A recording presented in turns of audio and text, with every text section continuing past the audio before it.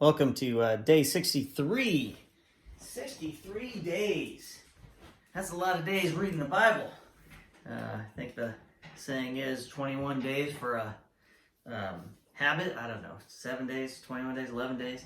I think at this point you have a good habit going. So hopefully you've done 63 days in a row without missing too many.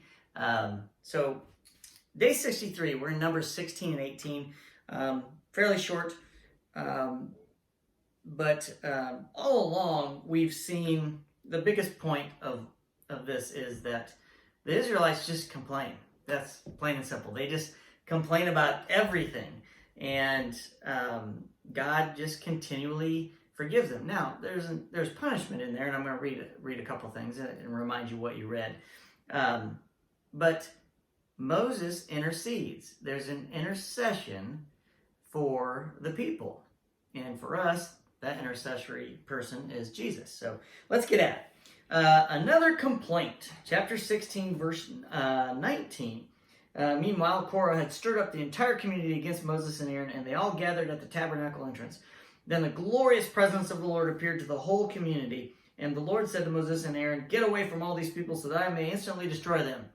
Just like the flood. Get away, everybody, get out. I'm just going to save Noah. I'm just going to say Moses will make him into a great nation. Moses pleads with him. Moses and Aaron plead with him for mercy, and he says, we'll mercy on certain people here.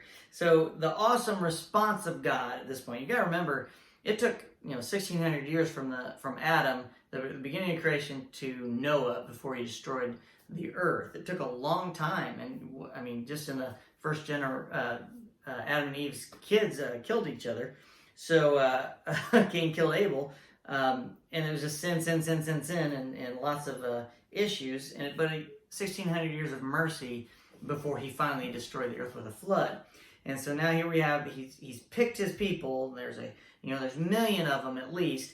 And he's led them with great and awesome power out of Egypt, and they just continually to make mistakes, and they have an intercessory for them.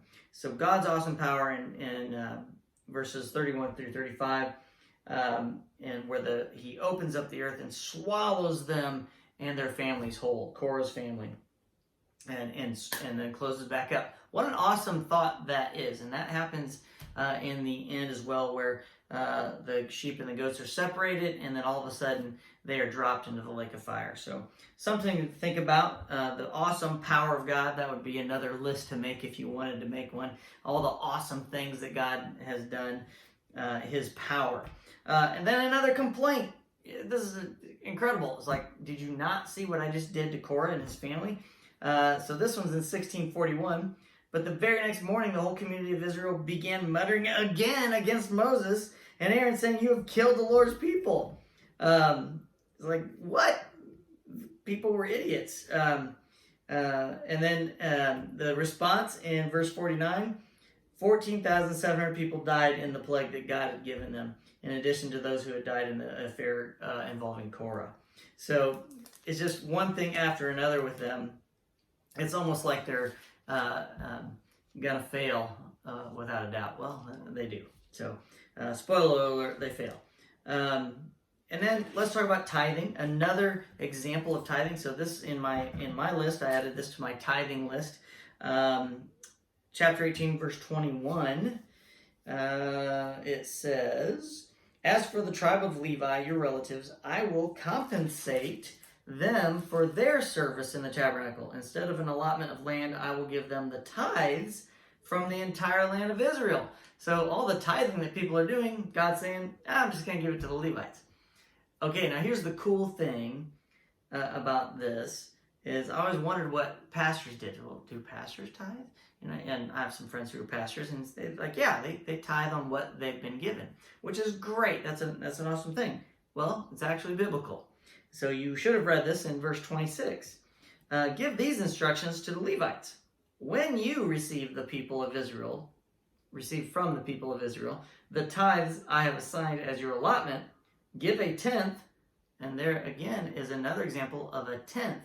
That's not the first one. 10% or a tenth, give a tenth of the tithe you receive. A tithe of the tithe to the Lord as a sacred offering. So I'm not going to be a stickler about, did you give 10%? Because that's really what a tithe is. Well, no, a tithe is giving the best, the first fruits of what you've been given. There's an example of giving a tenth of the best things you've been given.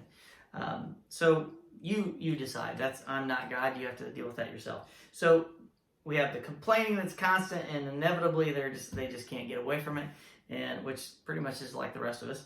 And then the example of the tithes. So that is day 63. I will see you tomorrow.